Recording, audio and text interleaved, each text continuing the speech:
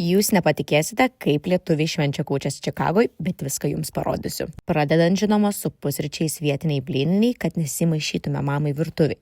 Blyneliai žinoma tai vegetariški.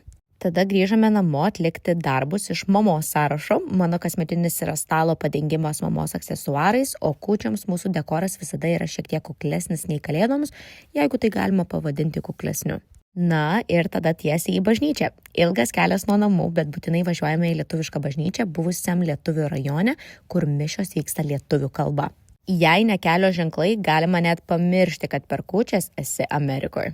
Tada grįžome namo su savo kalėdaičiais ir pradėjom ruoštis kūčioms. Žinoma, čia mama paruošė virš 12 tradicinių kūčių patiekalų. Dauguma mūsų draugai ragavo pirmą kartą. Žinoma, mano asmeniniai favoritai tai virtiniai su grybais ir krabų lazdelės tešloje, kisielius, tinkinys ir šimtalapis. Prie stalo tostai, kūčių tradicijų pamokėlė mūsų draugams ir mini šeimos fotosesija. Na ir galiausiai keliavome ruošti dovanas rytoj, palikom kalėdų seniui ir jo padėjėjams maisto, bet kažkaip stebuklingai ir jo padėjėjai susirinko tą pačią sekundę. Manau, kad tikrai turėsime labai stebuklingas kalėdas.